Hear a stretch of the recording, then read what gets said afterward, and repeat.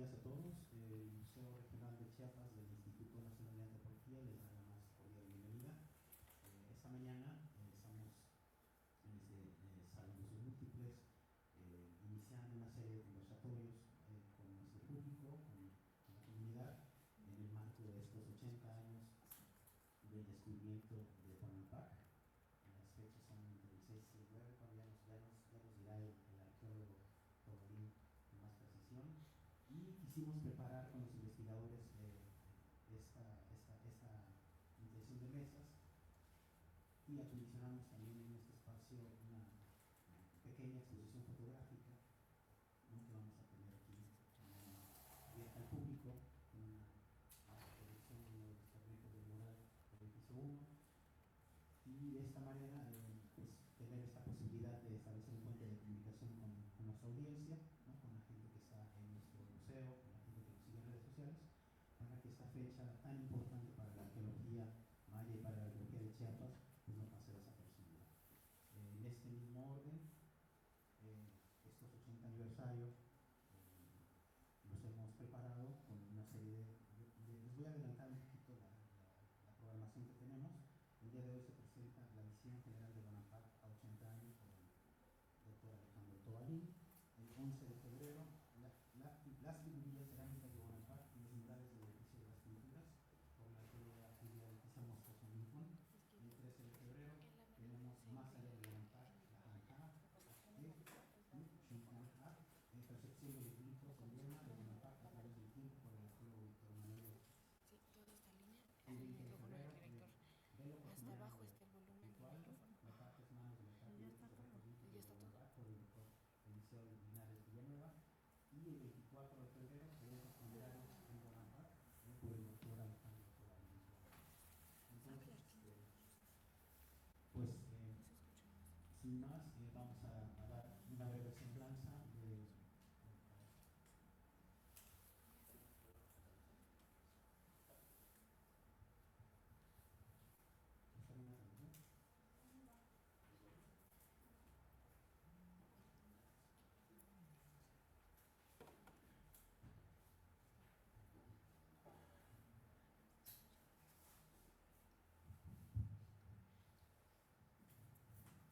Muy buenos días a todos. Voy a continuar con una breve semblanza para conocer un poquito acerca de la trayectoria del doctor Alejandro Tobalín Ahumada. Él es arqueólogo por la Escuela Nacional de Antropología e Historia, químico farmacéutico biólogo por la Facultad de Química de la UNAM. Es maestro en Historia en el programa conjunto de la UNACH y la UNICACH. Es doctorante en Ciencias Históricas por la UNICACH. Laboró como químico en el Instituto Nacional de la Nutrición. Como arqueólogo, laboró en el Centro Regional Mina, Estado de México, y también en la Dirección de Arqueología del Instituto Mexiquense de Cultura. Es profesor de investigación científica del Centro INA Chiapas y actualmente con la categoría de titular C. Se ha especializado en arqueología maya, especialmente en la cuenca del río Usumacinta. Ha participado en los proyectos arqueológicos de Yaxchilán, Palenque, en Chiapas, así como en Cobá y Xcaret, Quintana Roo. También en los proyectos Malinalco y Tenayuca, en el Estado de México. Ha dirigido los proyectos arqueológicos de Tlalpixahuac, en el Estado de México, y en Chiapas, en el rescate arqueológico Ejido Cuauhtémoc, en el municipio del Suchiate, y la Canja o Consigo. Actualmente dirige los proyectos arqueológicos de Bonampak y Bolonquín, este último con dirección del doctor Alejandro Ceseña. Recibamos con un fuerte aplauso al doctor Alejandro Tobalín Ahumada. Bienvenido. Muchas gracias por su asistencia. Para mí es pues sí, un honor pues, estar este día que se cumplen 80 años del, llamemos, descubrimiento de Bonampak. Y digo, entre comillas, descubrimiento, pues porque los lacandones ya conocían el lugar. Y de hecho, ellos son los que llevaron a los expedicionarios, que vamos a comentar aquí un poquito más adelante, a conocer el lugar.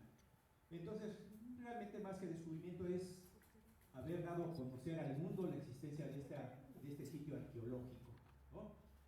Bueno, pues son 80 años. Todavía recuerdo cuando, estando de director del Museo Regional, el arqueólogo Eliseo Linares, se cumplían 50 años de su descubrimiento, allá en el 96, ¿no? Y también se realizó una serie de pláticas, una interesante exposición sobre Bonampak, y tuvimos presentes todavía varios de los investigadores participantes de una, digamos, la primera expedición oficial mexicana a lo que se llamó posteriormente a su descubrimiento como Bonampak. Así que no me avanza, ¿no? Ya, por razón, yo andaba marcando a la pantalla y era la computadora. Bueno, ubicación general para aquellos que nos estén viendo, que no ubiquen el lugar de Bonampak. Me voy a parar para poder señalar algunas cosas, ¿no? Aquí, justamente en la parte este de la selva lacandona, tenemos a Bonampak, muy cercanamente de otro sitio muy importante que es Yaxchilán, y río arriba está Piedras Negras del lado de Guatemala, está justamente en el río. Perdón, por motivos de transmisión creo que va a ser complicado, ¿está bien? Muy bien. Son las dos ciudades más grandes de la región del Usumacinta, Yaxchilán y Piedras Negras, y ellas son los que tenían la hegemonía de toda la región. Vean ustedes toda la serie de sitios secundarios, o sea, menores que Yaxchilán y Piedras Negras, entre los cuales Bonampak destaca también. Bueno, ¿qué hay del descubrimiento? Pues allá corría el año de 1945, cuando un explorador, fotógrafo norteamericano, Guy Healy, trabajando para United Fruit Company, estaba haciendo trabajos de reportajes sobre las etnias que vivían en Guatemala, sobre ruinas arqueológicas y otras tantas cosas que les eran de interés. Él contrató a un explorador norteamericano también, de nombre Charles Frey, que había salido de su país evitando ir a la Segunda Guerra Mundial, ¿no? Entre sus conceptos sobre la guerra y todo esto, pues él tuvo el derecho de definir. Entonces se vino a vivir a México. En Chiapas se casó con una indígena Tocolabal, ¿no? Cerca de Comitán, y tuvo su familia, etc. Y empezó a trabajar en toda esa región de la selva, llevando productos, conociendo a mucho detalle toda la región y haciendo mucha amistad con los lacandones, evidentemente, que en esa época estaban viviendo en lo que se denominaban los caribales, que eran unidades de familias extensas, ¿no? Papá, mamá, los hijos, alguno que ya se casaba, etc. Pero solamente ellos. Y distanciados 5, 10, 15 kilómetros o más, estaba otro caribal de otra familia. Esto dejó de existir cuando el gobierno mexicano, allá a principios de los 70 del siglo pasado, generó una campaña de población y fundaron la ciudad de Lacagacha-Ansayá, que actualmente es donde reside la mayor parte de los lacandones, y otra fracción más al norte, en los lagos de Najá y Metzabó. Bueno, en esa época Frey ya conocía a muchos de los lacandones, había trabajado para otro personaje muy reputado, ¿no? Franz Blom, que también hacía recorridos, era arqueólogo topógrafo, registrando también todo lo que se encontraba de ruinas, etc. Pero en ese momento del 45 no pasaron cerca de lo que era Bonampak. Así que este personaje, Healy, contrata a Frey y pues se van a hacer recorrido del lado de Chiapas. El Instituto Carnegie también le apoyaba con recursos y que hacia finales de ese año del 45, ellos debieron haber llegado a lo que suponemos era Bonaparte. Y lo comento porque el maestro, el doctor Jorge Olvera, insigne historiador, buen artista plástico también, que fue el primer director del Instituto de Ciencias y Artes, ¿no? La Escuela de Artes Plásticas aquí en Tuxtla Gutiérrez. En ese 1945 fue visitado por Frey y por Gili hacia finales de ese año y solicitaban su apoyo, necesitaban un pintor que los acompañara a la selva porque había un edificio que tenía restos pictóricos y necesitaban alguien que los reprodujera.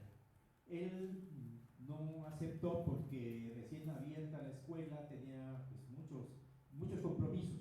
Así que les dijo que con todo gusto el siguiente año, en el intersemestre, él podía acompañarnos. Eso no sucedió, pero este encuentro al maestro Olvera pues, le dejó en la mente de que pues, evidentemente ambos conocían un lugar con pintura mural y era muy seguro que era Bonaparte. Hay mucha oscuridad y lagunas de información al respecto. El siguiente año, el 46, en ese 45, junto con Frey y Gili, los acompañó un joven, John Bull, que era hijo de pues, un millonario, ¿no? Norteamericano, dueño de la fábrica de las máquinas Singer, etcétera, y pues tenían también recursos para impulsar ese tipo de expediciones. Así que él los acompañó en ese 45. Salió muy enfermo porque lo dejaban, la selva impone, puro verde, ¿no? No es como en las películas que a veces cree que uno va a toparse con frutas, agua por todos lados, ¿no? Piquetes de mosquitos, de tábanos, de todo. Y hay que ir preparado. Entonces creo que lo dejaron momentáneamente una de esas mañanas que fueron a hacer expedición, los otros dos, y cuando regresaron ya estaba fuera de sí, pobre del joven Bull, ¿no? Pues tuvieron que salir ya de la selva, pero quedaron de verse para el siguiente año, ¿no? Le pidió Gili a Frey que acompañara a Bull a la Ciudad de México para que abordara su avión y ahí nos vemos, ¿no? Pero ya estando juntos, Bull y Frey, le dijo a este muchacho que no necesitaban a Gili, pues él tenía la palma, que mejor hicieran una expedición ellos dos juntos. Y así lo hacen en febrero. Según el diario de campo de Bull, llegan a Bonaparte, lo que se llamaría Bonaparte, el día 6, y según Frey fue el día 9 de febrero. Así que están esas dos fechas, pues no es mayor la diferencia. Así que llegan al Caival de sus amigos lacandones, Cayún Carranza, y él les ofrece llevarlos a un lugar que no conocían, no los había llevado anteriormente a Frey, que tiene ruinas, y llegan a este lugar, junto con otros chicleros. Era la época en que toda la selva había mucha producción de extracción de chicle, ¿no? De chico zapote, etc. Y lo curioso es que Frey publica en una revista que se llama Vida sus andanzas por la selva lacandona, tanto los lugares que registraron cuando estuvo con Frey, con Gili el año anterior, como los que él había registrado. Y nombra este lugar como la ruina número 9, o sea, no tenía un nombre. Y hace un croquis bastante bueno de lo que hay en la denominada Acrópolis, ahorita la vamos a ver, que es una loma natural modificada artificialmente, donde están los principales edificios con bóveda maya de Bonaparte. Cosa extraña, están todos menos el edificio de las pinturas. Eso es algo muy extraño, porque ahora sí que uno como arqueólogo, y aquí entre el público tenemos otros tantos colegas que hemos tenido que estar en esas andanzas de selva muy cerrada, y uno tiene su metodología para ir registrando, ¿no? Con transeptos, arriba, abajo, niveles de terraza. Bueno, eso no es natural, eso es algo artificial, hay que ir que hay en los extremos, etcétera. O sea, no se nos escapa. Healy, Frey, por algún motivo, decidió no registrarlo.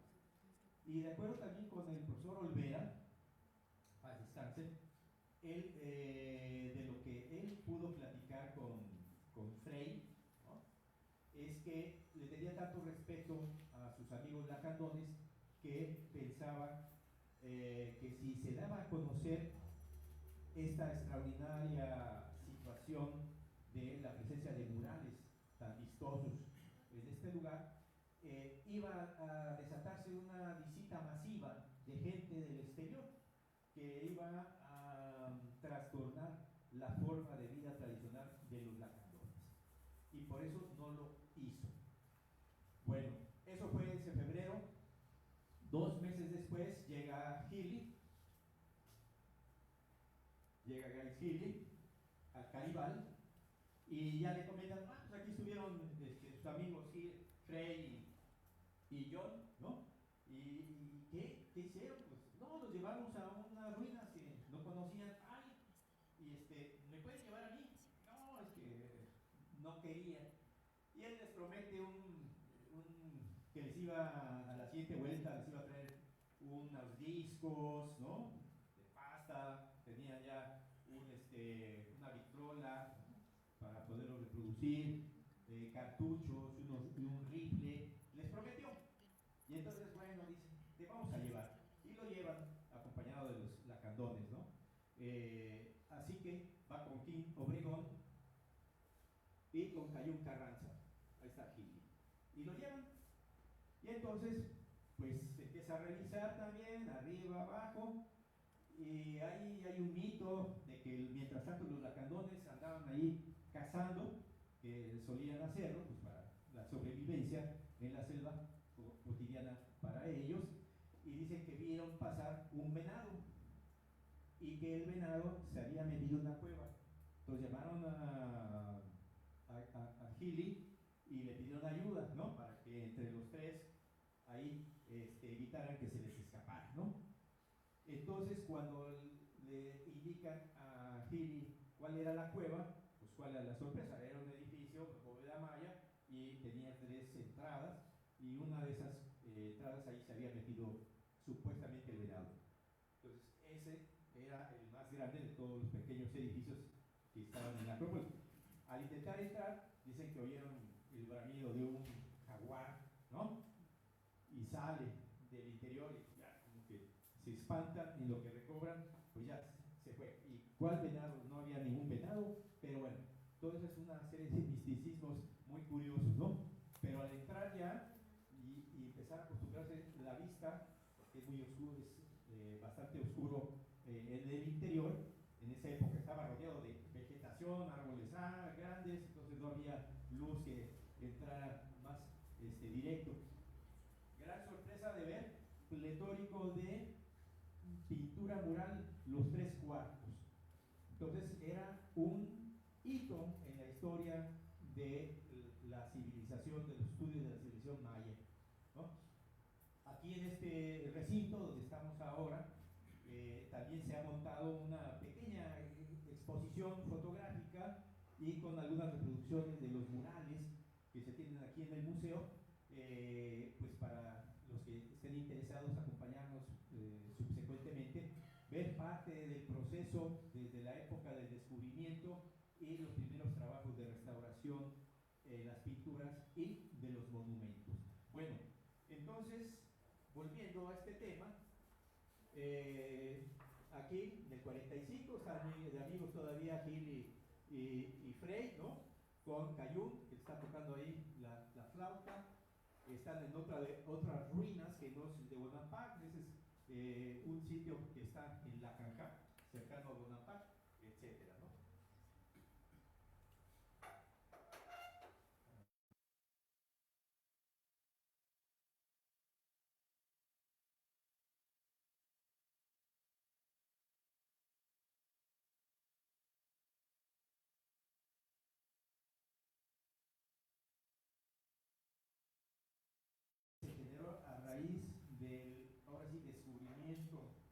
la salida de este hallazgo a conocimiento occidental, porque inmediatamente Healy salió de la selva y se comunicó pues, con sus patrocinadores, ¿no? Tanto de la United Fruit Company como el Instituto Carnegie de Washington, ¿no? Diciendo, hay algo extraordinario, hay un edificio con una gran cantidad de murales polícromos en el interior, eso necesitamos estudiarlo y reportarlo y bla, bla, bla. Entonces, un gran boom. Entonces, de Estados Unidos, pues vino todo esa expectativa del descubrimiento y, como suele pasar, pues nos arrollan a los nacionales estas condiciones del pasado y del presente. Ahora nos aplican aranceles, ¿verdad? Pero en esa época, pues nos imponían pues ya las publicaciones en inglés. Así que entre la comunidad artística de México, en ese periodo postrevolucionario, ¿no? Ya había terminado su sexenio Lázaro Cárdenas, pero todavía imbuía mucho de lo que se generó durante ese sexenio, ¿no? Impulsando el desarrollo de la plástica, la música, el teatro y otra serie de condiciones científicas en ese México. Diego Rivera, Siqueiros, Frida y otros tantos, gente importante de la cultura en su momento, con ese nacionalismo, ¿no? Acuérdense que recordar que era muy reciente lo de la expropiación petrolera y todo lo que generó en el país y la solidaridad de toda la gente para juntar dinero para indemnizar a las grandes compañías petroleras que se les había expropiado este bien de la nación. Bueno, entonces ellos empiezan a generar un contraataque, digamos, ¿no? Ante el hecho de que ¿quién descubrió este lugar? ¿No? Apoyaban a Carlos Frey, no era a Charles Frey, era Carlos Carlitos, pues estaba ya más imbuido en la dinámica local que sus antecedentes en Estados Unidos. Era alguien querido, ¿no? Y se le identificaba como mexicano también. Entonces, todos los días, durante meses y meses y meses, salían reportajes donde se atacaba pues, a Healy, a la United Fruit Company, que no era un santo de mi devoción, ¿no? Estas plataneras ponían y quitaban presidentes en Centroamérica y donde se dejaban, ¿no? Entonces, eso generó conflictos serios entre estos personajes, Healy y Frey. Bueno, al final, tanto así que en esa época no faltó quien declarara que el país tenía bonampaquitis, estaba enfermo de bonampaquitis, ¿no? Porque era el pan nuestro de cada día. Y no cantes. A ver si me lo pueden activar.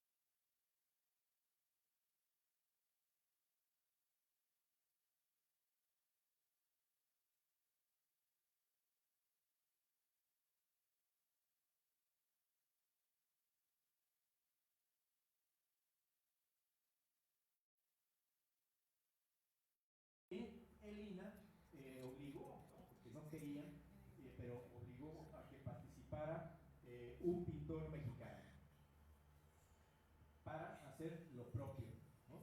Así que eso es lo que se realiza, pero voy a regresar.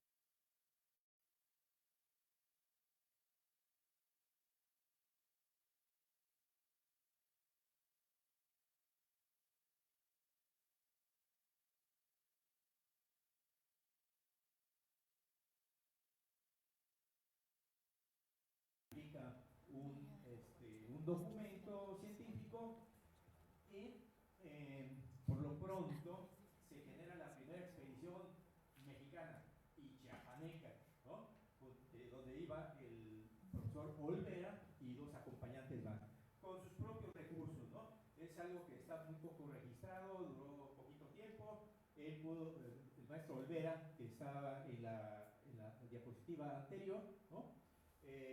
Realiza algunos pedacitos, reproduce algunos pedacitos, ¿no? Y para el 49, pues empezó a haber presión de toda la comunidad científica, artística, de que cómo era posible que México no haya enviado todavía una expedición propia, gubernamental, a este lugar. Bonaparte es un hombre que propuso un magista norteamericano, ¿no? Morley, Sylvanus Morley, ¿no? Cuando le informan, oiga, los de la carne, hasta esto, este lugar tiene pinturas, y él dice, pues póngale Bonaparte, y es el Murales pintado, que en realidad la lingüística actualmente se indica que es, eso quiere decir más bien muros teñidos, ¿no? Pero bueno, para el caso, es un hombre, es un bautizado en la modernidad, ¿no? Así que en el 49, el INBA, Instituto Nacional de Bellas Artes, decide enviar una expedición científica y se van reuniendo poco a poco desde la Ciudad de México aquí a Tuxtla Gutiérrez, estrenando, bueno, el recién estrenado Hotel en Paz Descanse, Bonaparte, ¿no? Ahí fueron recibidos mientras iban juntando el resto de los miembros de la expedición, ¿no? Una expedición donde venían artistas plásticos, ¿no? El propio doctor Olvera, ¿no? Raúl Anguiano, fotógrafos y muy insignes a nivel nacional como Manuel Álvarez Bravo, ¿no? Arqueólogos como Carlos R. Margay, ¿no? Franco Lázaro Gómez, grabador chiapaneco, de Chiapa de Corzo, que acompañó porque el profesor Olvera insistió en que estaba un ayudante y pues ellos eran parte de sus alumnos en ICACH en esa época. Entonces se incluyó, entre otros, venía un químico, venían biólogos, todo el apoyo médico, etc. El director del INBA, ¿no? Sotomayor, entre otros tantos. Y bueno, pues en la vida cotidiana empezó a aparecer pues datos, imágenes de Bonaparte, por ejemplo, este correo de 20 centavos, que quizás los más veteranos aquí todavía nos haya tocado ponerlos en nuestras cartitas, ¿no? O ver a nuestros papás que ponían nuestras cartitas, principalmente en Navidad, cuando todo el mundo mandaba sus cartitas de felicitaciones a sus conocidos. Esto duró como, no sé, 30 años, ¿no? 40 imprimiéndose. O imágenes como esta, que es la estela número 1 de Bonaparte, está en la plaza, que también aparece en otros elementos como aparte de timbres. Bueno, allá vemos una lacandona, King, que era la hermana de uno de los lacandones, el mejor amigo de Carlos Frey, y que también era su pareja cuando llegaba al Calibán. Ahí le pedían a Margarita King, ¿no? Que acompañara y atendiera a Frey. Hasta ahí, ¿no? Y parece que eso también enseñaba a otros lacandones, pero no sabemos cuál fue el resultado de esa condición. ¿Podemos pasar a la siguiente, por favor? Y entonces sucede la tragedia. Estando aquí en el Hotel Bonaparte, poco a poco se iban transportando hasta la selva, a un lugar que había un destacamento militar, se llamaba El Cedro, muy cercano, digamos, de la actual población de La Cajá-Chansayá. Y de ahí, pues ya se caminaba hasta el río La Canja, se bajaba río abajo varios kilómetros y en un punto determinado, a 1 kilómetro, se estaba ya de las ruinas de Bonaparte. Entonces había que hacer todo ese trayecto llegando al Cedro.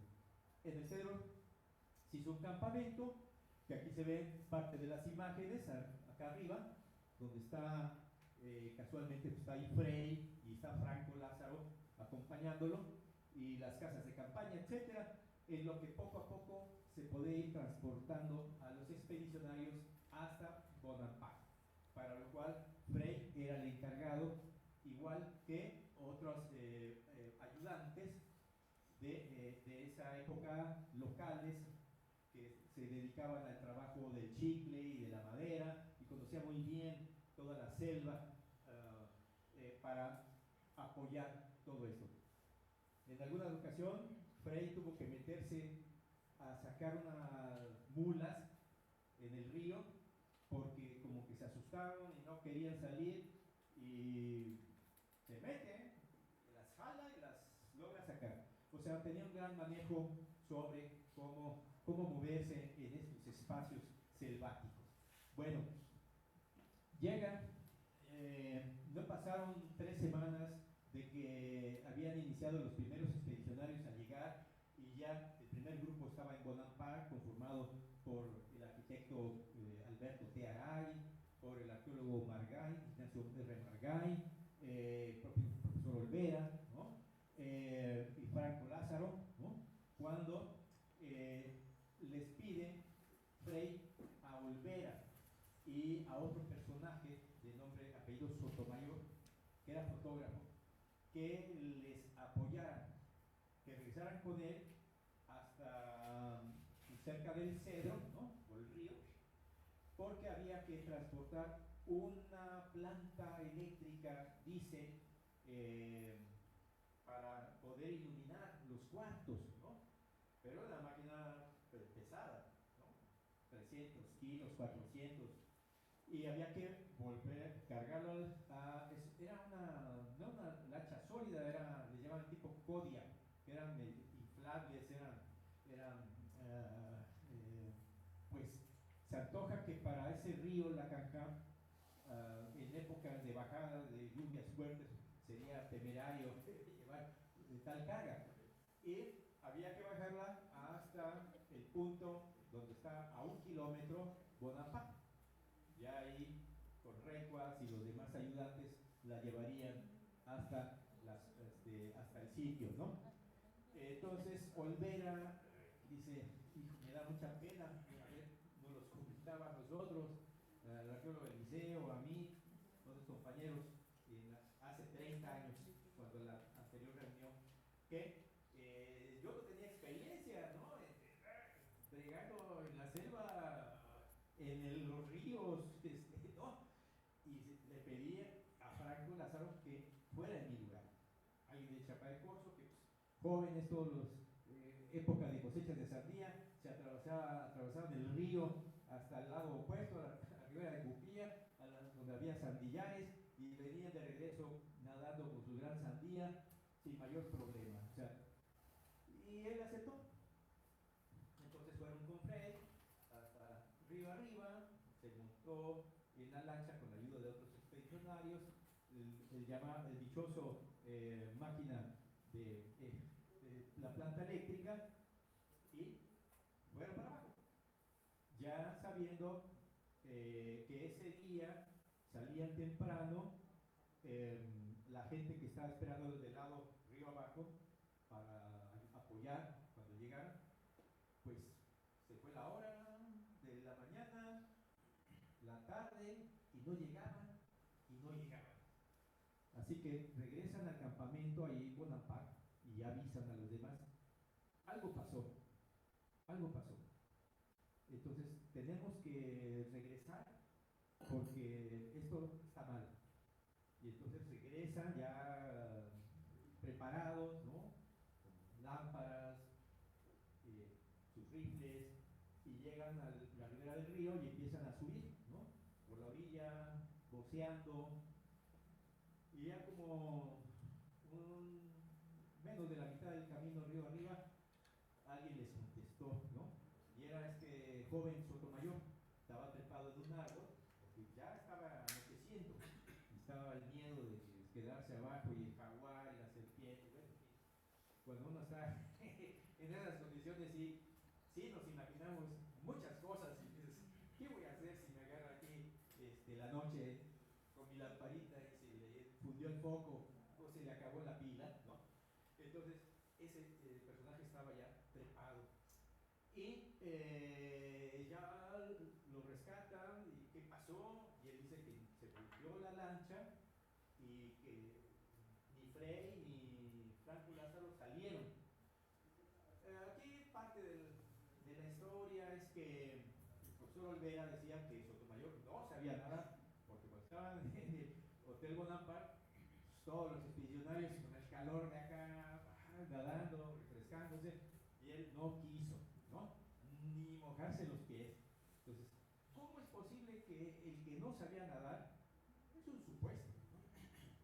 Pues el que haya sobrevivido? Pues vámonos, ya lo rescataron y al día siguiente pues ya avisaron por radio, ¿no?, a los compañeros del Cedro, y ya apoyaron varios lacandones a el rescate de los cuerpos de Franco Lázaro y de Carlos Frei. En ese rápido es donde se supone que dio un vuelco la lancha, ¿no? Aquí están en los trabajos de ir fondeando hasta que encontraron los dos cuerpos.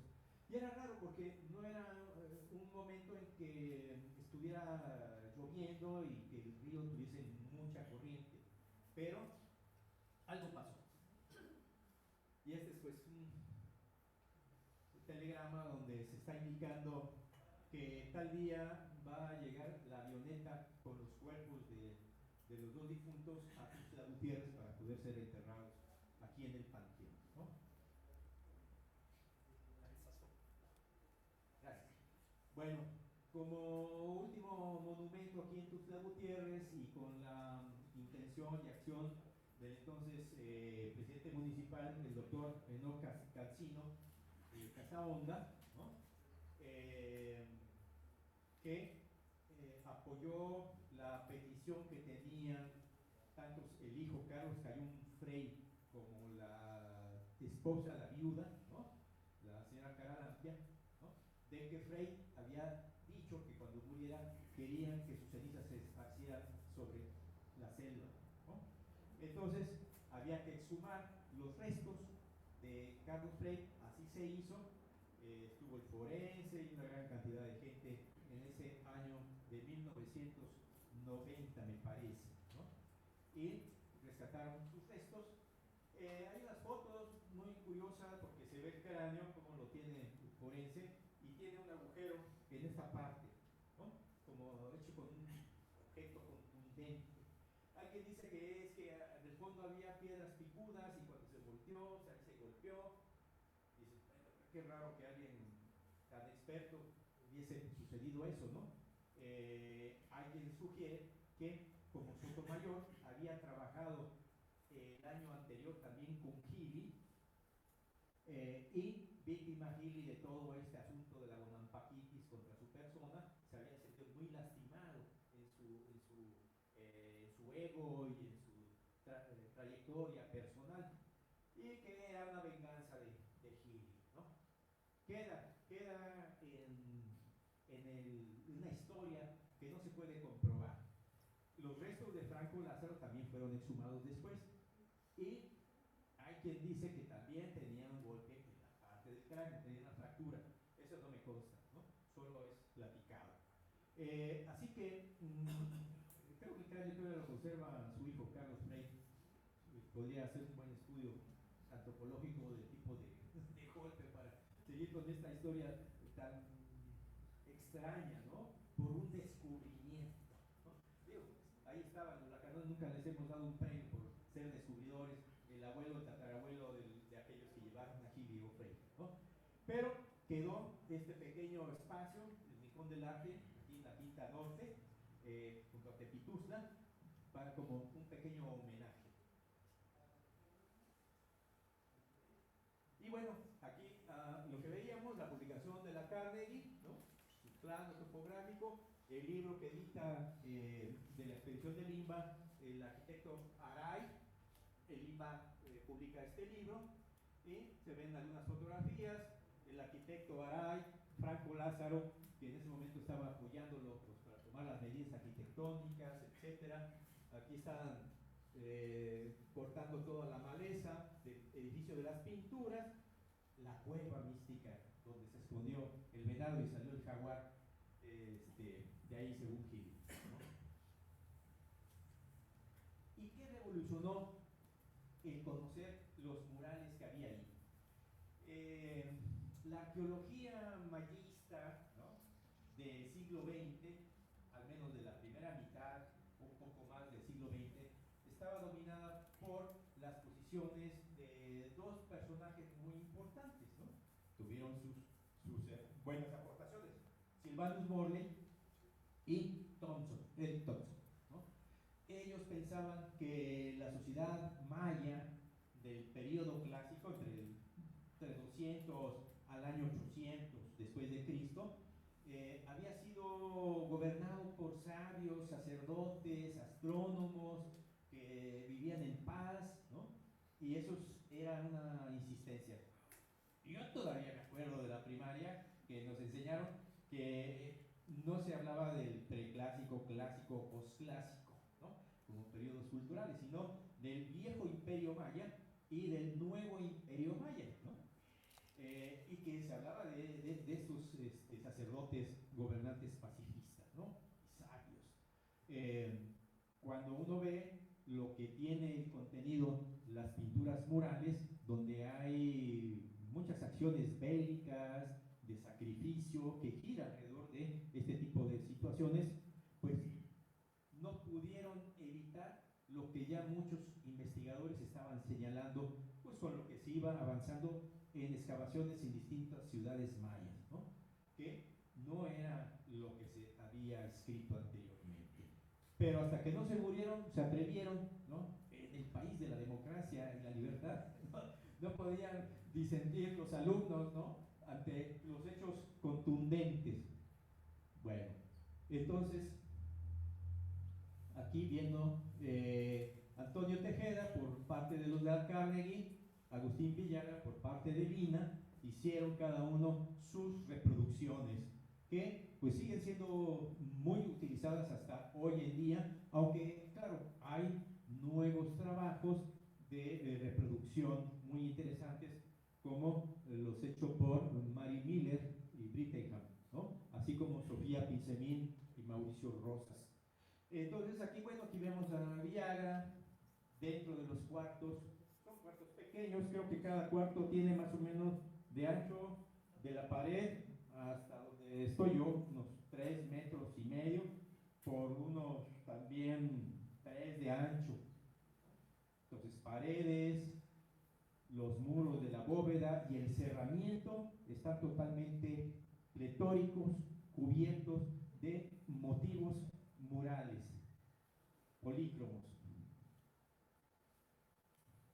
Otro personaje importante que también hizo una reproducción fue Rina Lazo, esta insigne pintora guatemalteca, pero que más mexicana como muchos, como decía aquella cantante, que aunque no haya nacido en México, uno es mexicano porque se le da la gana, ¿no?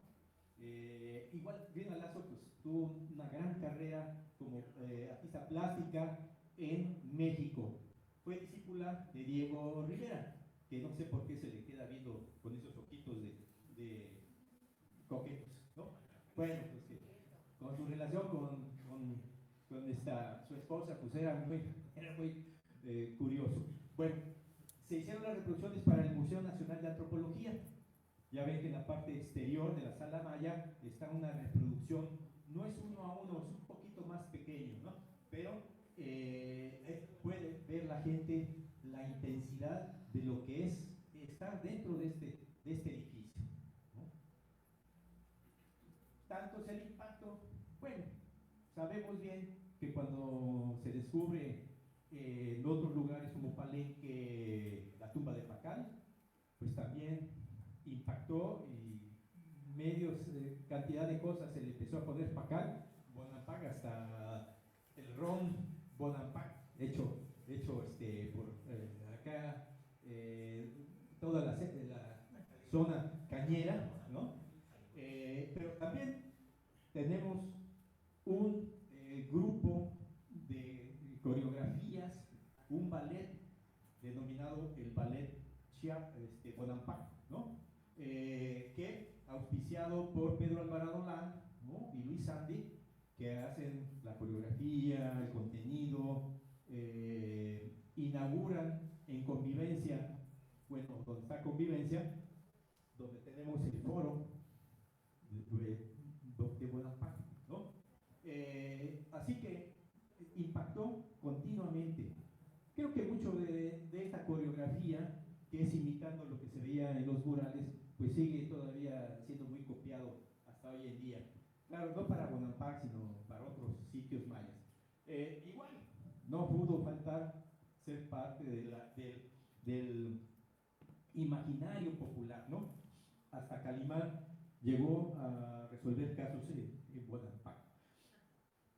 Pasa el tiempo, más de 10 años después de este triste accidente con la muerte de Frei y de Franco Lázaro, que en ese momento se acabó la expedición, todos regresaron. Por eso es que nada más tenemos el producto de Alberto Aray, ¿no? De esa expedición, desafortunadamente, ¿no? Y hasta 1960 se comisiona a este arqueólogo, Raúl Pavón Abreu, campechano, por parte de Lina, para empezar los trabajos de restauración en Bonampak. Y específicamente en la Acrópolis, la colina que les estaba comentando, donde se sitúan los edificios más importantes del lugar, ¿no? Aquí vemos al entonces director de Lina, Dávalos, Eusebio Dávalos, viendo hacia el edificio de las pinturas. Vean ustedes que no tiene crestería, que son estos adornos, muritos calados que tienen muchos edificios, como en Palenque se conservan, o en Yaxchilá, ¿no? El edificio 33, ahí no lo tenía. Es una incógnita, no sabemos qué hizo el arqueólogo Raúl Pavón, ¿no? Si no tenía y solamente colocó esta serie de piedras bien enlajaditas, curioso, ¿no? Muchos años después, cuando nos tocó intervenir a nosotros la cubierta para sellarla, restaurarla adecuadamente con mezcla de cal, etcétera, encontramos de que no era un enlajado original, era algo que ahí se había colocado porque una parte del edificio tuvo pérdida del relleno, de la bóveda por árboles, y el enlajado pues también seguía esa forma, ¿no?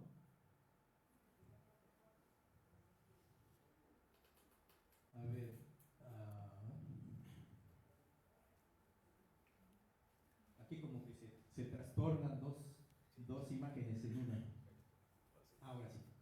Bueno, hubo muchas reuniones de científicos en restauración de qué es lo que se tenía que hacer con estos murales que están ahí metidos en la selva lluviosa, selva alta, perennifolia, con rangos de lluvias anuales en esa época de 3.500 milímetros de agua, o sea que era bastante, ¿no? ¿Cómo se podía preservar? Claro, habían durado ya más de 1000 años porque están fechadas más o menos hacia el 790, 791, según las dos fechas que están dentro, en jeroglíficos dentro del edificio, ¿no? Bueno, ahí afortunadamente el tipo de vegetación que el edificio tenía específicamente no eran grandes árboles que habían crecido encima de él como en varios de los demás que están en la Acrópolis, sino había una vegetación que eran plantas que crecen donde hay mucha humedad, ¿no? Y mantienen también saturado su base, ¿no? Eso hacía que drenara poco a poco, con el paso de los siglos, mucha agua al interior, al relleno de las paredes, la bóveda, etcétera, y transminara eventualmente hacia el interior de los cuartos. Y esta agua llena, rica en carbonatos disueltos, cuando la temperatura ambiente aumentaba algo más, se secaba e iba depositando este carbonato ya en forma de cristales.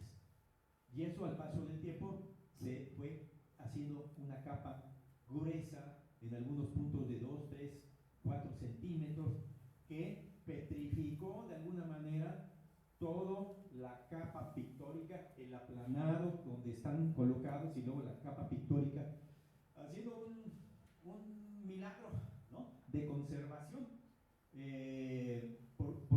Por esto es que es único en todo el caso maya, aunque hay otros lugares donde hay restos de murales no tan extensos, ¿no?, algunos más viejos, pero son secciones muy pequeñas, desafortunadamente. Aquí en Bonampak se conservó cerca del 72 al 75% de la capa original de pintura. Entonces, pues hubo muchas reuniones, ICOMOS, UNESCO, nacional, extranjero, de qué había que hacer. Había quien decía que había que cortarlo, como Abu Simbel estaba muy de moda, allá en Egipto por el río Nilo, ¿no?, y la presa de Asuán, a removerlo porque se va a inundar ahí, va a quedar todo perdido. Había que recortar todas las grandes estatuas de los faraones y subirlos 80 metros, ¿no? Bueno, aquí no era tanto eso, pero era muy delicado. Entonces había que ir cortando por secciones, sacarlos, garantizar que se mantuvieran para llevarlos a un lugar adecuado donde volverlos a colocar en la Ciudad de México, entre otras tantas propuestas. Finalmente se impuso las acciones del Instituto Nacional de Antropología e Historia, ¿no? La dirección entonces de restauración, hoy coordinación de conservación, y se empezó en el 84 hasta el 88, largos periodos de trabajo en el campo, que era así como que mis respetos, ¿no?, para todos los que participaron ahí, porque había que meter las cosas por avioneta. Hay una pista que también el arqueólogo Pavón Abreu construyó, ¿no?, para hacerse del acopio de lo que se necesitaba, porque había brechas, ¿no?, y no todas llegaban al lugar que uno quería. Bueno, este trabajo tan largo, tan meticuloso, ven aquí cómo se va generando las áreas que se están limpiando, ¿no?, el acabado final, por sectores, etcétera, ¿no? Fue de digno reconocimiento internacional, ¿no? Así durante, pues, 20 años se mantuvo las pinturas hasta que empezaron a haber críticas de diversos personajes. Mary Miller decía que estaban opacando otra vez. Nosotros propusimos una serie de mediciones, ¿no?, de si había flujo de humedad, etcétera, tanto de arriba no, porque tenía una cubierta ya protectora desde los años 60, ¿no?, primero de cartón enchapocotado, luego lámina, etcétera, ¿no?, sino de los rellenos inferiores, ¿no? Y lo que pasa es que parte de los materiales que se usaron en la restauración se opacaron al hidratarse, no eran los murales. Así que ya hacia el 2009, Aide Orea, una gran restauradora del instituto, junto con su equipo, también extraordinario, se dio a la tarea de un nuevo proyecto de restauración utilizando nuevos reactivos, soluciones. Había manchas que con enzimas había que aplicar y se podía disolver, etc. De tal manera que uno ve esto y ve las pinturas de Tejeda, ¿no?, o de todos ellos, y dices, pues, se ven extraordinarios. Desafortunadamente, solo tuvieron oportunidad de trabajar uno de los 3 cuartos, así que quedan pendientes otros 2. No me pregunten por qué, yo creo que es por causas de tiempo y principalmente de recursos, que esperemos que sea una de las tareas, a raíz de que son 80 años de este lugar en nuestro patrimonio, para darle una nueva repasada con buenos presupuestos. En cuanto a investigación, bueno, después de Pavón Abreu, pasaron del 64, quedó vacío, hasta el 78, con visitas de vez en cuando, como la de Piñachán, Beatriz Barba y otros personajes, para dar pequeño mantenimiento, hasta el 78, que Maricruz Payés, acompañado del topógrafo Lalo Martínez, muy conocido en la arqueología chiapaneca, que trabajó en la Fundación Nuevo Mundo haciendo excelentes levantamientos topográficos de muchos sitios, y este es el de Bonampak. Algunas cosas hemos nosotros modificado, pues porque ya se han restaurado y lo vamos incluyendo, ¿no? Luego, en 1980, Roberto García Moll, que es el compañero, el señor de arriba a la izquierda, derecha, perdón, tomó en su cargo 3 proyectos arqueológicos importantes: Palenque, Bonampak y Axchilán. Y en Bonampak le pidió al arqueólogo Mario Pérez Campa, ya ellos dos ya difuntos desafortunadamente, se encargara de los trabajos primero de mantenimiento mayor, porque lo restaurado por Pavón Abreu, que es toda esta franja que se ve aquí, la parte inferior, también se va disgregando ese material de cemento con cal y arena local que se llama Sascar, ¿no? Y empezar a limpiar de escombro los otros edificios de la parte superior. Después de ellos vino un trabajo de llamado registro arqueológico, el Departamento de Registro Arqueológico, para generar la delimitación. Si puede pasar la otra, por favor, que otra vez se atoró, para tener una delimitación de la extensión de lo que abarca Bonampak. Y para esto, una anterior, y para esto se solicitó, y para eso solicitó al arqueólogo Ignacio Sánchez Alaiz, allá en el 89-90, hacer una serie de recorridos en Bonampak. Aquí está el centro, donde está la Acrópolis, ¿no? Y empezó a hacer recorridos junto con Mario Pérez Campa, Daniel Juárez, entre otros, para decir dónde termina el sitio arqueológico, ¿no? La vieja ciudad de Bonampak. Ellos en su informe colocan lo que nosotros después observamos, ¿no? Que es un continuo, ¿no? Cada X cantidad de distancia hay otra unidad habitacional, hay otras construcciones, no es un continuo, pero están separados y abarcan una gran extensión. Así que tomaron una decisión pues arbitraria en cierta manera, pero había que generar un polígono para proteger la parte principal.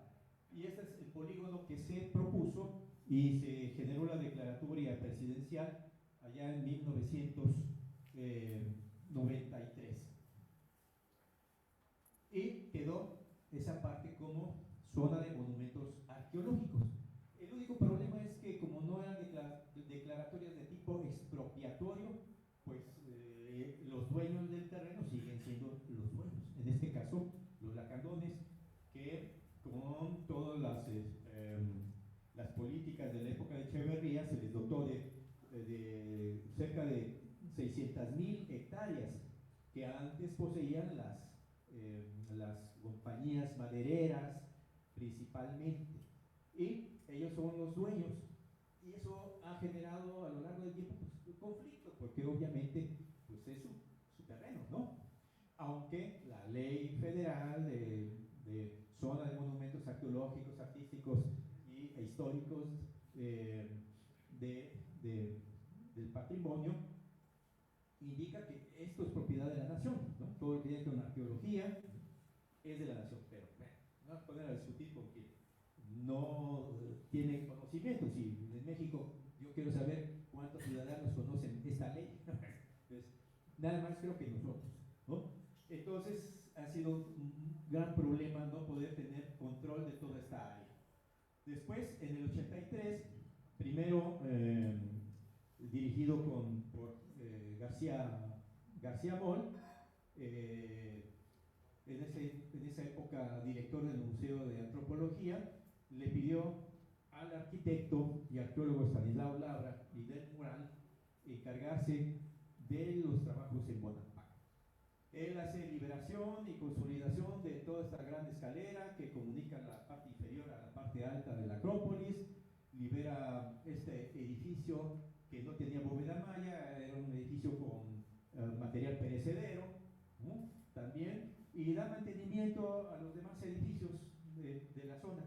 Y ya en el 93, después de 5 años que quedó nuevamente abandonado el lugar, me pide García Moll que si me interesaba ir a trabajar a Bonampak. Pues yo estaba trabajando en Palenque y no quería irme de Palenque porque tiene una ensoñación especial, ¿verdad? Y me dice el secretario técnico en una comida que tuvimos ahí en Palenque: te está diciendo el director que te encargues de Bonampak. No, pero es que te encargues de Bonampak. Pues, me encargo de Bonampak. Y ya eché a andar mi propio proyecto ante el Consejo de Arqueología, se aprobó. Vino un cambio de director, sacan a García Moll por extrañas condiciones en aquella época del salinismo, algún problema con el secretario de Educación Pública, y colocan a una nueva directora, Teresa Franco, y un nuevo secretario técnico, Enrique Nalda, que nos conocía porque también fuimos varios de nosotros alumnos de él. Y entonces sí, me apoyó porque no nada más aprobado un proyecto, sino el recurso. Y ya nos dan recurso y iniciamos desde ese año hasta ahora. No todos los años hemos tenido recursos, desafortunadamente, a veces ni para hacer trabajo de gabinete, ¿no? Pero de cualquier manera, creo que un servidor y una gran cantidad de colaboradores, compañeros, algunos del propio instituto, ¿no? Gente que, arqueólogos, biólogos, dibujantes, a contrato, hemos logrado avanzar en el conocimiento de Bonampak. Bueno, aquí vemos toda la serie de distribución de unidades habitacionales que no se tenían conocimiento antes de nuestros recorridos. Esa es la declaratoria de zona de monumentos. Estamos por fuera de esa declaratoria. O sea que el sitio tendría que haber, la poligonal, medir 4.000 hectáreas en vez de las 3.000 que tiene, ¿no? Pero de por sí 3.000 es una locura vigilarlas cuando no se tiene propiedad de ese terreno, la institución. Así que, pues, ni modo. Y hay muchas áreas que no hemos podido todavía recorrer. Aquí hay espacios muy amplios entre sector y sector porque son áreas de inundación. Aquí en azul clarito se ven, son áreas de inundación. Entonces ahí no hay prácticamente vestigios de unidades habitacionales por obvias razones. Entonces seguimos avanzando en el trabajo de la Acrópolis, de su restauración, liberación de todos los cuerpos escalonados que no habían sido trabajados aún, de los edificios que están hasta la cúspide de la Acrópolis y otros pequeños edificios que están en otros niveles cerca de la cúspide, ¿no? Varios aspectos generales, el levantamiento topográfico que tenemos nosotros ya, con los diversos avances que hemos logrado al paso de estos años. Vean ustedes las grandes plataformas que son estas de acá, se ven aquí en esta fotografía. Al centro de la plaza, 2 estelas. Esta es la número 1, es una de las más altas del mundo maya, después de las de Copán. Así que es algo espectacular, ¿no? Es una losa que tiene 20 centímetros de ancho, casi 5 metros de alto, por 2 metros de ancho, ¿no? Así que transportarla desde las canteras que no hemos podido ubicar, pero no están muy cercanas, evidentemente, era ya todo un arte, ¿no? Para luego ser labradas con la figura del señor gobernante de turno, en ese caso Chamuán II, que fue el último que se conoce en la historia de Bonampak hacia finales del siglo VIII. Bueno, aquí nuevamente el topográfico de la Acrópolis. Aquí señalé más o menos cuáles son los avances de cada uno de los diferentes proyectos. En rosita, lo que hizo Pavón Abreu, ¿no? La parte baja, García Moll, con este color cafecito claro, y Pérez Campa, ¿no? Todas estas partes de aquí, esta parte de acá, pirámide altar, Labra, Estanislao Labra, ¿no? Que hace esta parte, y un servidor en azul, ¿no? Y ahí se va conjuntando cada vez, y hay más que hacer porque en este extremo hay otra serie de estructuras que pues ya no han dado tiempo de topografiar y menos trabajar, ¿no? Vistas de cómo estaba cuando llegamos y conforme fuimos trabajando, pues ya aspectos finales de su restauración. La gran cantidad de materiales también que había que ir bajando, escombros, piedras, ubicarlos en lugares específicos y marcados, señalados en los informes, pues para que futuros arqueólogos cuando lleguen digan, aquí hay una estructura toda derruida, no, es el escombro del arqueólogo fulano que ahí vino yo lo vi, si es que hay testigos todavía, ¿no? Y si no, pues la excavación te lo dirá y vas a perder el tiempo. El insigne edificio de las pinturas, con sus 4 metros y medio de altura, cerca de 16 de largo, 4 de ancho, 3 cuartos, tienen unas anchas banquetas en el interior, tienen restos de colores en la fachada, ¿no? Que eran franjas de color rojo, blanco, color cremita, y una cenefa de jeroglíficos en esta parte inferior. Figuras de estuco también al exterior, el interior 3 cuartos, como comentamos, brevemente nada más, porque eso ya será motivo de una plática en sí, hablar de las pinturas.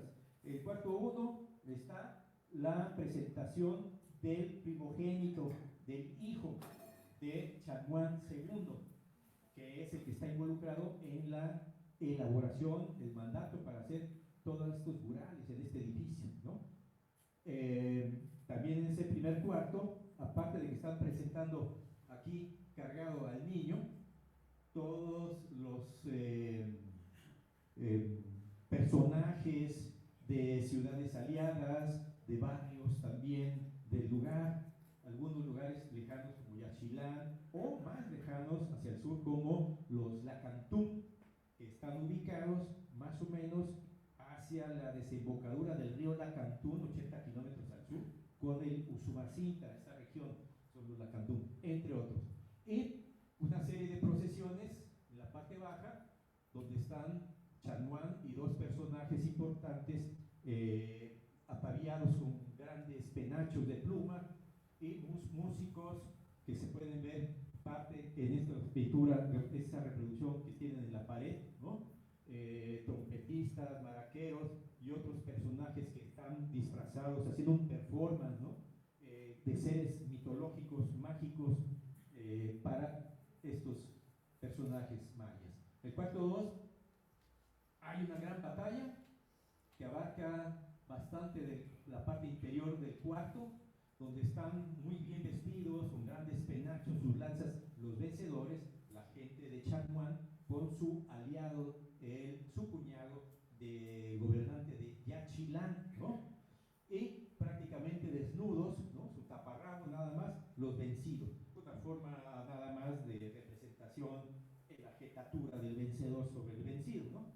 Y ya en otra parte del cuarto, justamente arriba de la entrada, está la presentación de los cautivos de diferentes niveles de un basamento escalonado, y allá arriba Chanoine impasible con su lanza, viendo cómo, mandando ordenar el sacrificio de los tomados.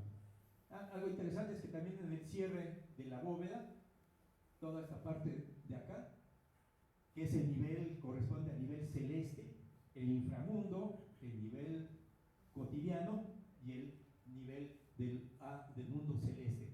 Están deidades también capturando a otras deidades y las tienen amarradas de los brazos. Entonces, entre los dioses vivos, así como las mitologías griegas y otras del mundo, pues aquí también, así se llevaban.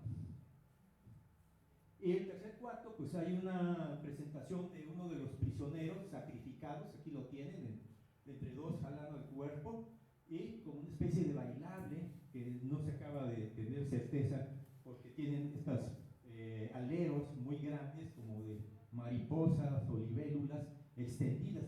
Hay quien dice que es el movimiento que al girar se extendían, pero no es contundente todavía sigue siendo tema. Las pinturas que están lo más estudiado de Bonampak por diversos investigadores, propuestas diversas, sigue siendo material de estudio, de tesis hoy en día. Bueno, durante todos estos años, principalmente en la década de los 90, que fue muy fructífera porque había bastantes recursos, el INAH proporcionaba no nada más a nosotros en Bonampak, sino en otros tantos sitios aquí en Chiapas para exploración. Tenía recursos del INAH, de Pemex, Cedesol, ¿no? Lo cual garantizaba un trabajo continuo, largo. En el 94 fueron 5 meses de trabajo de campo, dividido en 2 momentos, 3 meses, un descanso de 2 meses y luego otros 2. Algo que hoy en día suena extraordinario porque la última temporada de campo que hicimos duró 3 semanas, ¿no? Porque no alcanza para más. Entonces el trabajo arqueológico pues es muy metódico, es lento, es cuidadoso, pues 3 semanas se antoja escaso para lo que uno pretende encontrar con las hipótesis que se van presentando al Consejo de Arqueología en el proyecto aprobado. Entonces hicimos una serie de pozos que seguimos con ese programa, conociendo la historia de la Acrópolis. Vean aquí, más o menos están marcados la mayor parte de los pozos que se han ejecutado y se encuentran pues, escalonamientos, terrazas, diferentes escaleras, muros en el subsuelo de la estructura. Ven aquí varios cortes, mucho de esto ya está publicado, ¿no? Más o menos aquí voy colocando, a lo mejor cometí alguna omisión, ¿no? Disculpas, ¿no? De lo que ya está publicado, pero que es para dar, a enseñar buena parte de lo que hemos elaborado a lo largo de estos 30 años que llevamos con el proyecto.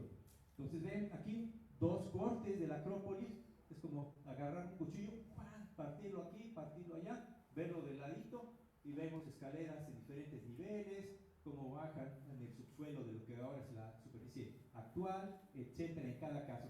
Y los elementos que vamos descubriendo, ¿no? Esculturas de estuco, sobre mampostería, etcétera, que a su vez tienen su propio estudio iconográfico y de lo que se trata también publicado, ¿no? Ven estas antiguas escalinatas, está ubicada aquí, todo el relleno de la última etapa, ¿no? Lo cubrió. Hay cambios de mentalidad, cambios de linaje gobernante que también impactan en los mensajes que hay que dar ahora y lo que hay que olvidar, ¿no? Como decíamos en un título publicado que hicimos, la memoria y el olvido, pero la arqueología permite recordarlo de esta manera y empezar a comprender estas situaciones. Criptas funerarias también como esta, abajo del macizo del edificio 4, primero construyeron la pequeña cripta, rellenaron y luego construyeron el edificio.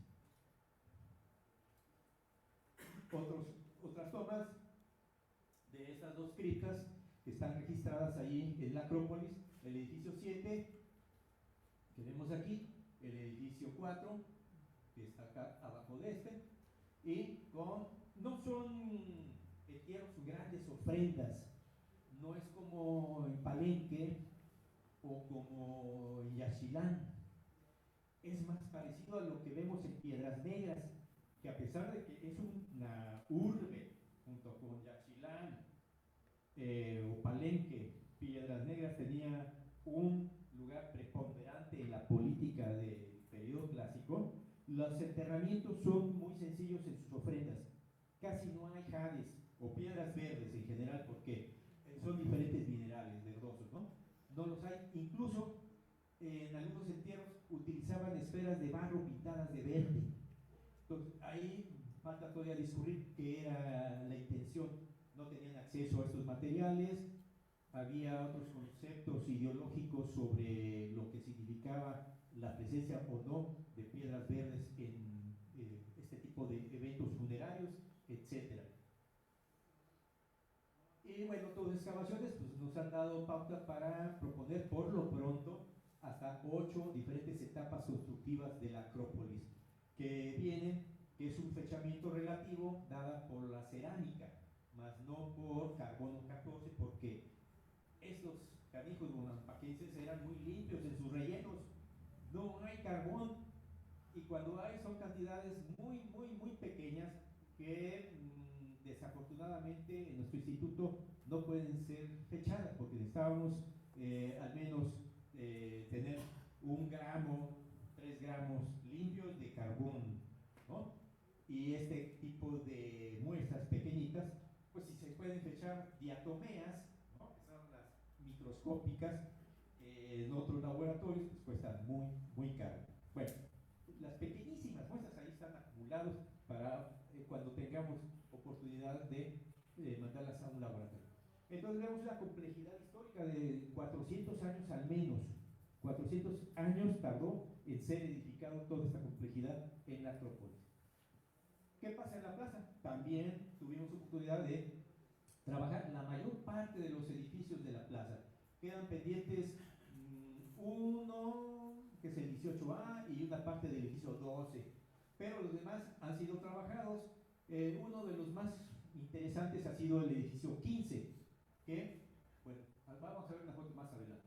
Ese es un corte, tiene una estela lisa, sus caras amplias, pero en la lateral tiene cartuchos jeroglíficos muy erosionados que no pueden ser leídos. En una época de las 6 etapas constructivas, hacia la medianía de su vida, estuvo al descubierto este trono con un personaje importante, quizá un gobernante, sentado sobre ese trono, con un rostro que tiene como un antifaz con ojos de la deidad del sol, ¿no? Está policromado, es una maravilla, y que aquí en el museo hay una reproducción interesante para poderlo ver. Y el trono tiene un nicho donde está clavada una piedra cilíndrica que marca el momento de fundación, de toma de el poder, de toma de un territorio. Eso es lo que hemos observado que puede significar estos cilindros, que están presentes también en la Acrópolis, en la mayor parte de los edificios, y en varios de ellos hay entierros, como las criptas, en su interior, por lo que pensábamos que aquí, a lo mejor aquí había un entierro abajo, pero no, lo que hay es una capa oscura, como a 80 centímetros, hasta ahí desplanta esta larga piedra, y es notorio que no era necesario un entierro ahí, sino que está marcando y uniendo la tierra primigenia, ¿no?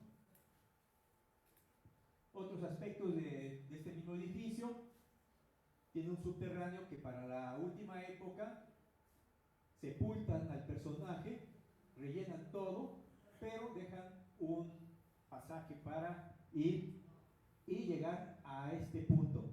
Todo lo demás fue cubierto o semidestruido, cortaron cabeza, brazos y piernas. Entonces, lo importante era este evento, lo que significaba el nicho, que es como una cueva, con su piedra ahí, que es como el símil de la ceiba, que por sus raíces puede llegar uno al inframundo. Y en el interior pues había braseros, cuentas de jade, cuchillos de sílex, indicando que hasta el último día de vida, de uso del monumento, se realizaban ahí eventos seguramente por el gobernante. Ya en el momento de que desaparece, se mueve la población, que no sabemos cuál es la causa, quizá sean sequías muy intensas. En este edificio encontramos que alrededor del edificio 15 y en el propio edificio 15, esta capa de limo, ¿no?, muy negra, con muchos tepalcates rotos y disgregados, estaba en amplios espacios, y bajo de varios de los edificios laterales también los encontramos. O sea, fue un momento fundacional y de donde empieza a construirse muchas de esas estructuras. Aquí brevemente los últimos trabajos que hicimos de poseo en la parte norte de esta plaza, y tomando los pozos que ya se habían hecho en el edificio 15 y en el edificio 16 vecino, pues nos permitieron ya ubicar 12 etapas constructivas de la plaza en este extremo. Entonces también habla de un tiempo largo, ¿no? Vean ustedes, la 4 a la 7, todos y cada uno de los elementos excavados que nos dan datos al respecto y cómo se van modificando las formas de los edificios hasta alcanzar la forma que actualmente observamos, ¿no? ¿Qué hay alrededor? Después también de los trabajos dentro de la zona nuclear del sitio, pues fuimos hacia el exterior a registrar todos los conjuntos arquitectónicos que pudiésemos tener a bien registrarlos en un plano topográfico, ¿no? Todas estas es un patrón de asentamiento disperso, como se dice. Nuestra ciudad es un patrón de asentamiento continuo, o como Palenque, que es un continuo de estructuras, patios, palacios, calzadas, unidades habitacionales, zonas administrativas, públicas, y uno y otro continuo. Esto, cuando hay separación terreno que aparentemente está vacío, que es muy probable que haya sido dedicado al cultivo, hay una unidad habitacional aquí, hay otra allá a 100 metros, 200 o hasta 300 metros entre uno y otro, dispersándose en estas 4.000 hectáreas que comenté, ¿no? Entonces había que ir registrando todas y cada una, porque cuando hicieron la declaratoria de zona de monumentos, esa poligonal, solo marcaron varios puntos para la poligonal y hablaron de que en el interior había X cantidad de monumentos, pero no están ubicados. Entonces nos dedicamos a ir ubicando lo que ya se conocía, el grupo Frey, el grupo Quemado, que ya se tenía bien registrado desde la época de Maricruz Payés, ¿no? Y la presencia del único SACME, hasta hoy reconocido en Bonaparte y en muchos de estos lugares de la región, porque hay muchas colinas y hay sierritas, ¿no? Que es orográficamente complicado, no es como la península que es plana, más o menos, con excepto de las grandes elevaciones de la zona PUC, ¿no? De las colinas del PUC, ¿no? Aquí no, entonces ahí es muy complicado generar caminos, pero ahí está el primer SACME registrado por Payés. Trabajamos el grupo Frey, una colina, está a 350 metros de distancia de la Acrópolis, y ahí va a llegar el SACME, que comunica ambos lugares, que es esta colina de 23 metros de altura, con una ancha escalinata, ¿no? Más ancho de lo que tiene este cuarto, en 5 tramos, que llegan en la cúspide a un edificio muy sencillo. Realmente la arquitectura es muy sencilla, para que la piedra más adecuada, bien careada, trabajada, solo se usó en la Acrópolis y en 2 conjuntos habitacionales, pero muy escasamente, ¿no? Entonces hay entierros de personajes con diversos platos y escenas, ¿no? Como vienen caminando hacia el inframundo con unas hogueras alumbrándose. El grupo Quemado, que está más cerca de la Acrópolis, este conjunto, el otro está en la parte alta. Es como un espacio de retiro, proponemos, del gobernante y de acceso muy restringido, por eso una calzada importante que lo unía. Pero el grupo Quemado, que es la imagen de muchas unidades habitacionales entre las 178 que hemos registrado hasta ahora, es muy parecido, ¿no? Un área habitacional, un área ritual, ¿no? Un patio en medio y otra área mixta habitacional, y también para entierros diferentes a los de acá, que son como que aquellos personajes de linaje importantes, ¿no? Estos son altares, aquí vemos estos circulitos, son estas piedras circulares. Aquí aflora, se ve apenas sobresaliendo una gran piedra cilíndrica, igual que vimos en la Acrópolis y en parte de la plaza. Y aquí también, abajo de ellos, hay entierros. Aquí se ven algunas imágenes de estas pequeñas tumbas con diversos tipos de ofrendas, algunos con lanzas, puntas de lanza, cuchillo. Posiblemente el señor que inició el linaje de la familia del grupo Quemado debió haber sido un guerrero. Y entre todas las cuentas de jade localizadas en los 30 entierros humanos en el sitio, pues se han hecho estudios con el doctor Rubalcaba, allá en la UNAM, aquí está publicado ya, donde pues se determinó la procedencia del material. Entonces tenemos jadeíta y otras piedras de tonos verdosos que varía la intensidad de verde hacia el gris, hacia el rojo, etcétera. Opacita, albita, serpentina, amazonita y cuarzos, ¿no? Entre otros. Pero es más notorio por la proporción existente el uso de la jadeíta y de la serpentina. Vean ustedes, estos que son cuentas de collares del entierro que se encontró en el edificio de las pinturas, muy pequeñitas, de formas diferentes a lo que quisiéramos ver en otros. Bueno, aquí están las escalas, no son cuentones, ¿no? Pero sí son característicos de cada tipo de enterramiento, la selección del material a usar. También se han hecho trabajos sobre las figurillas cerámicas, ¿no? La arqueóloga Moscoso y posteriormente juntos hemos hecho algunas publicaciones y ella sigue trabajando sobre esto. Pero aquí nada más para ejemplificar, vemos el Acrópolis con la distribución de las diferentes figurillas que se han localizado y lo que se observa, o lo que observó la casi doctora Moscoso, los venados, las representaciones de venados se encuentran en la Acrópolis, pero los murciélagos se encuentran en el grupo quemado y hay de perros que se encuentran en el grupo Frey nada más, con lo que se ha postulado la posibilidad que está asociado con linajes en cada uno de estos espacios. Un material interesante de seguir explorando y avanzando, ¿no? La obsidiana, nuestra compañera, la maestra Gloria Santiago, se ha dedicado varios años a trabajar la lítica de todas las excavaciones que hemos realizado en Bonampak. Y aquí vemos el ejemplo de la obsidiana nada más, hasta el 2017, hay más hasta la actualidad. Y vemos que las industrias de las navajillas prismáticas es lo que más abunda en Bonampak. Y no nada más eso, sino generalmente no están retocadas, que para los arqueólogos eso quiere decir que tenían disponibilidad de más material.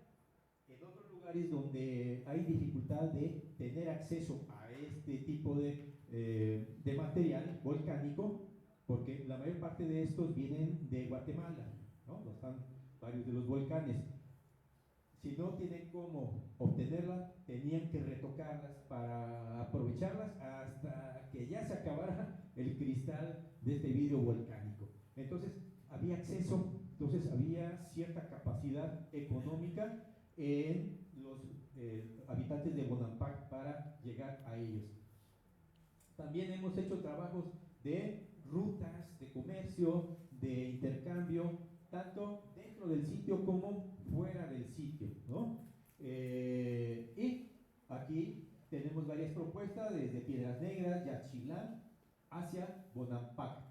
Entonces, diversos lugares aplicando esta técnica con el sistema de información geográfico de rutas óptimas y, aunque no se camine, conociendo la topografía, materiales de imágenes satelitales, etcétera, puede uno ir proponiendo aquellos que tengan menos dificultad para pasar de un lado al otro. Y de esta manera se proponen este tipo de rutas, ¿no?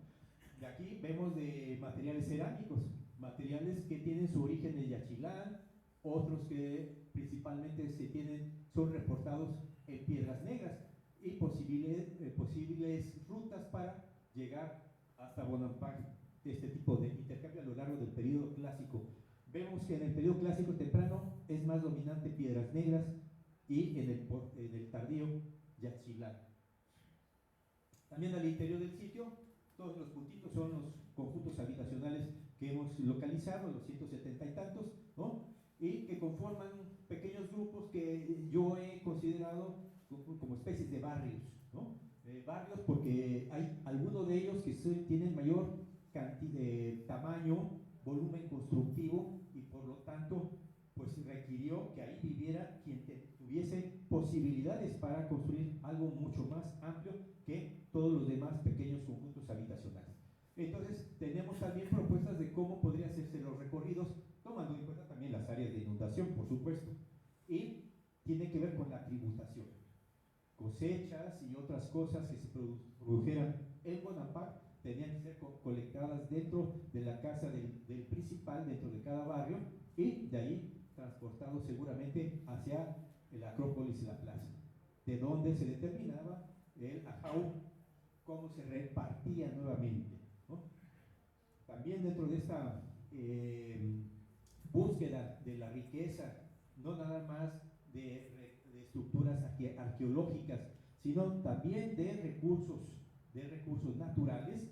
Nuestro querido biólogo Arturo Jiménez ha hecho recorrido junto, y a veces con alguno de nosotros o más de uno de nosotros, localizando restos vegetales, ¿no? O cultivos o presencia de elementos como cacao, la pita, guanacaste, corozo, etcétera, ¿no? El ramón, cabeza de mico, corozo, chicozapote, etcétera, entre otras tantas plantas.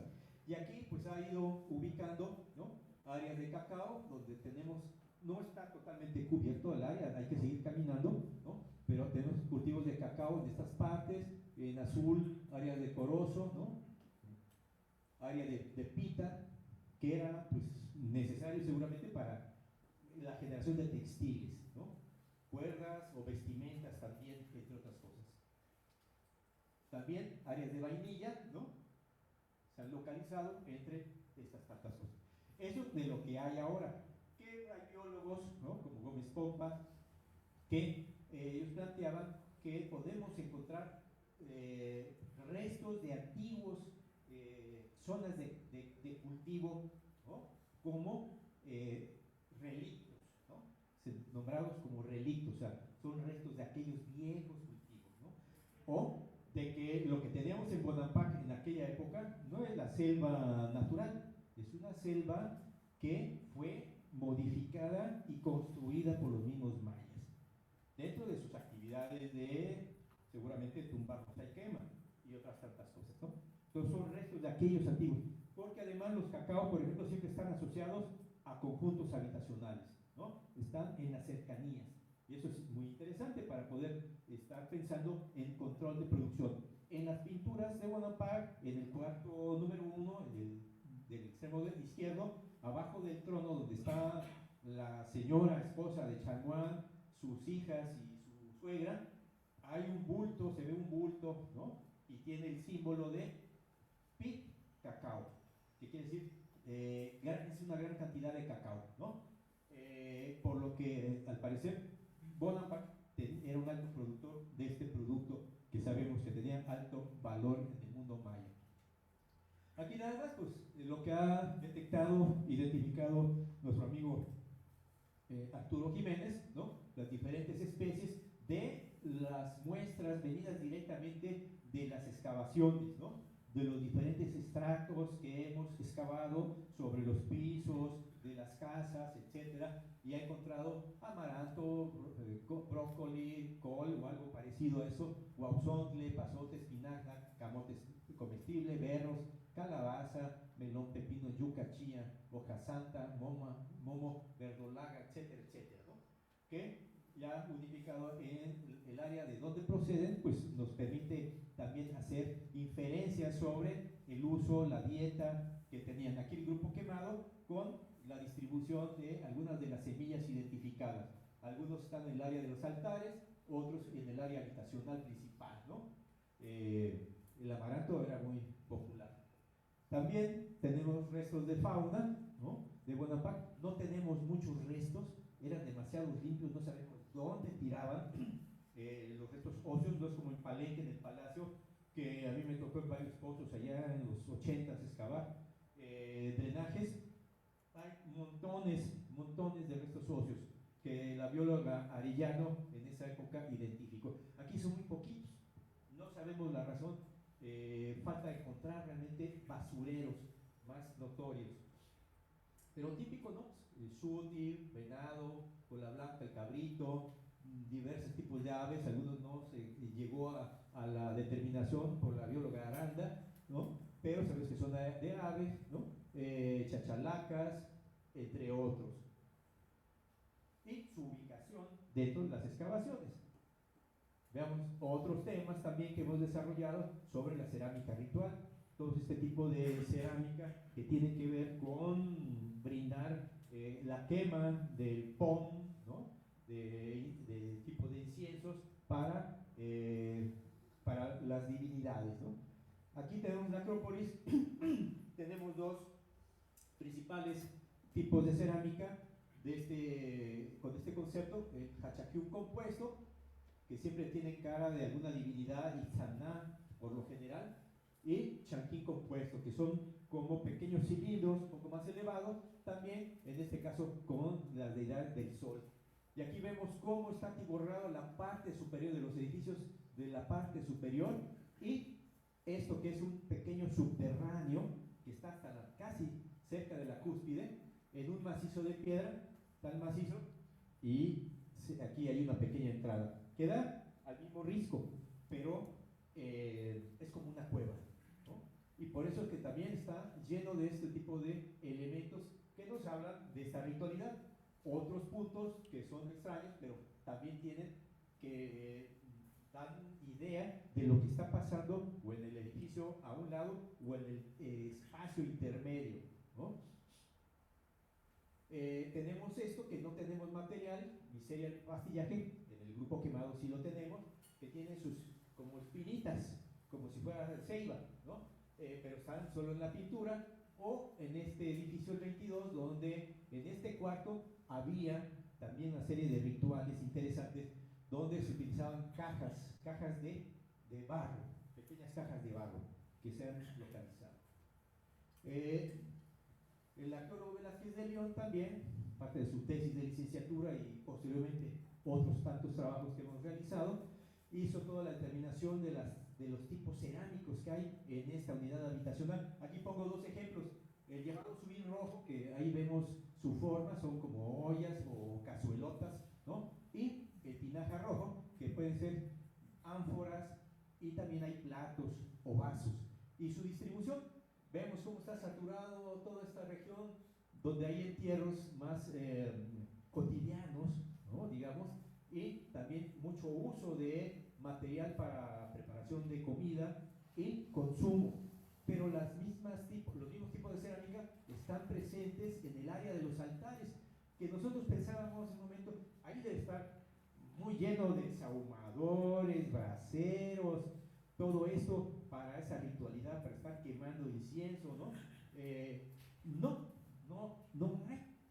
Donde tenemos es aquí y uno por allá. Entonces, para la ritualidad cotidiana utilizaban la vajilla del diario, ¿no? Lo cual pues brinda una idea más amplia del uso de todos estos materiales. Bueno, aquí otra vez se nos saturó la imagen, si la puedes adelantar y atrasar, por favor. Bueno, aquí lo que comentaba, estas son cerámicas que tienen que ver con la cuestión ritual, ¿no? Y tenemos espacios y en poca cantidad, muchos están asociados con entierros. Entonces, como que hay una mentalidad del inframundo, ¿no? En cuanto a varios de estos materiales. También en el grupo quemado hicimos algún tipo de trabajo reconstructivo de los materiales para determinar, además del tipo cerámico, a ver, estamos hablando de qué época hablamos, también sus tamaños, ¿no? Con lo cual calculamos volúmenes y cantidad de vasijas que podrían estar dentro de cada una de las diferentes áreas. De esta manera, pues calculamos, ¿no? De tal tipo cerámico, que son ollas, cazuelas, cajetes, bla, bla, bla, tamaños y volúmenes, porque cuando pasamos a la reconstrucción de la cerámica que tenemos en esta área del grupo quemado, pues pudimos determinar cuántas ollas de este tamaño había. Bueno, había una de este tamaño, pero había otra más pequeña de tantos litros, esta es de 40, esta es de 12, estos que son otro tipo cerámicos son también de 8 litros, otros de 15, y decir cuánta gente participaba dentro de estas comidas rituales alrededor de los altares, ¿no? Y eso es algo que también hacemos o estamos intentando hacer en otros espacios. en ese sentido. Ese es el grupo Frey, ¿no? La arqueóloga Chauri hizo lo propio también en su momento, y vemos la saturación de material en este que es el altar. El edificio principal, en una terracita más abajo está este, donde se guardaban objetos o enseres para atender al que estaba acá, el gobernante seguramente, ¿no? Pero aquí en el altar hay gran cantidad de estos materiales domésticos y se reproduce lo mismo. Casi no hay presencia de sahumerios, ni braseros, etc. Y ya, para dar final, el camino final, pues todo el trabajo de recorrido que se ha hecho desde el 93 hasta el 2019, donde diferentes compañeros, algunos presentes aquí, han tenido la fortuna de caminar la selva y caminar con buenos guías locales, a veces eran lacanones o chateros que se dedican al corte de esta palma camedora, con lo cual ellos en su vida a lo largo de los años tenían ya ubicados ciertos edificios, aunque sean pequeños, y los pudimos acabar de remarcar, haciendo los croquis, ¿no?, de cada uno de los 172 construcciones que están desglosados aquí por el tamaño, volumen constructivo de cada uno. Aquí podemos ver la Acrópolis, ese triangulito, guinda, son más de 6,000 metros cúbicos de construcción, ¿no? Y así vamos bajando, haciendo una clasificación.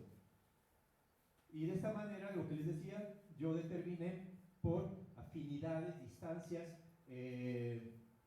posibles barrios, o lo que se llama en el posclásico tardío, los bataviles, donde residen el batá, que era, digamos, el jefe de un barrio que obedece a la JAU, que se encuentra en el centro, en el barrio central.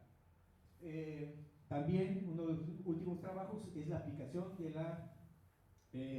la semiótica a la interpretación de determinación de eventos rituales en la Acrópolis y la Gran Plaza. O sea, aquí nada más, porque es para otro tema, ¿no?, se toma en consideraciones ángulos, niveles donde se encuentran, que tienen que ver con el nivel ritual o de importancia, ¿no?, a nivel horizontal y vertical, la distribución de otros elementos dentro del edificio y vecinos a donde tengamos alineaciones que se generan entre otros tantos elementos arquitectónicos, ¿no? Este es el subterráneo. Tenemos aquí un eje que se forma al centro de la entrada, pero la piedra y el nicho apuntan a otro ángulo, que son estos que se ven aquí, rojo y verde, por decir. Y eso, prolongándolo a la distancia, hacia adelante y hacia atrás, pues nos va haciendo contacto con otros edificios. Por ejemplo, la línea azul marca al cuarto central de las pinturas, la roja marca hacia el edificio 23 que está atrás, ¿no? Y en este sentido, este-oeste también marcan otros tantos ejes que están relacionados con lo que sucede en ese subterráneo. Y eso da pauta, pues, para tratar de entender las relaciones interiores y más allá del sitio. Algunos de estos pasan cerca de conjuntos habitacionales, la Acrópolis, la plaza, el grupo Frey, otros más lejanos como Dos Caobas, cerca de Yaxchilán. Este otro eje pasa por La Canjá y Nuevo Chetumal, etc. Y esto, cuando se aplica la analogía etnográfica y etnohistórica, ¿no?, de eventos que pudiésemos traducir a partir de estos ejes que hemos señalado y los elementos que van tocando, que pudieran estar reproduciéndose, ¿no? Entonces, la celebración del mes Pash, que Durán lo escribió, comienza: los señores sacerdotes llevaban al capitán guerrero Nacón al templo Sichacó, ¿no? Y la traducción en nuestros elementos arquitectónicos por la semiótica podría estar hablándose del edificio 23, ¿no?, que sería ese templo, o el cuarto 2 del edificio 1, y entonces poder hacer propuestas de procesiones que están asociadas con los rituales. otro ejemplo, ¿no? También. Y elementos como estos chaptés, ¿no? Chapalté, que son esas tarimas que se pueden estar usando, representando también lo que pasaba en el edificio 15. De esta manera tenemos registrados 42 eventos rituales, algunos bien caracterizados. Hay otros que no tenemos en superficie ningún elemento arquitectónico, por lo que es urgente poder ir y excavar ahí para ver si esta hipótesis de la semiótica también es predictiva. Esperemos poder regresar un día de esto. Finalmente también trabajo sobre el uso del agua. Aquí vemos todos los sitios y las áreas posibles de cultivo, terrenos con cultivos de temporal, ¿no? Y donde hay presencia de terrazas, diques y agua directamente, para entender cómo era el acceso al líquido. Finalmente, y no lo último, porque hay cosas más que se han hecho, es este tema predictivo, ¿no? Cada 6 a 9 kilómetros tenemos una acrópolis. Aquí está Bonampak, ¿no? Sitio 23, Nuevo Jalisco, La Canja, Betel, Ojos de Agua, Nuevo Chetumal, Plan de Ayutla, Rancho Ojos de Agua.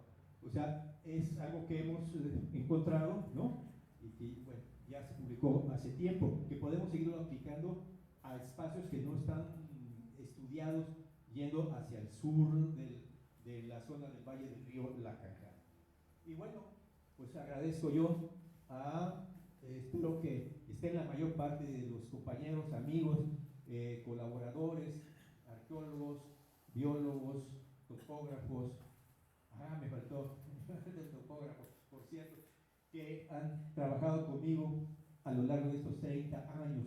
Algunos ya han pasado mejor vida, desafortunadamente, y a todos los trabajadores que nos han apoyado con su esfuerzo, la gente de Palenque, de los ejidos del Naranjo y de López Mateos, conocidos míos, muchos de ellos desde el 83, 84, cuando empecé a trabajar contratado ahí en el proyecto Palenque a cargo de Rosalba Nieto, y que desde ahí fueron especializándose estos muchachos, y pues yo les di la oportunidad y ellos también quisieron ir a trabajar tan lejos como Bonampak a enseñar, además, a la gente local.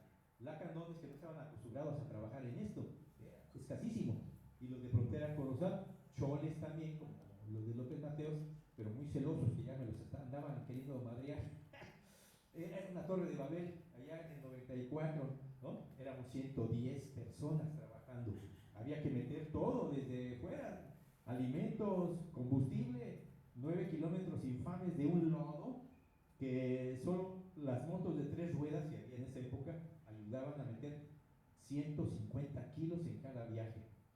Antes, los que estuvieron antes que nosotros, como Labra o Pérez Campa, no había motos de estas, bueno, después fueron de 4 ruedas para la playa y todo eso, ¿no? Había que mandar a la gente, a los trabajadores, a cargar los 8 o 9 kilómetros, que hasta ahí llegaba el vehículo, no se podía meter, quedaba atascado.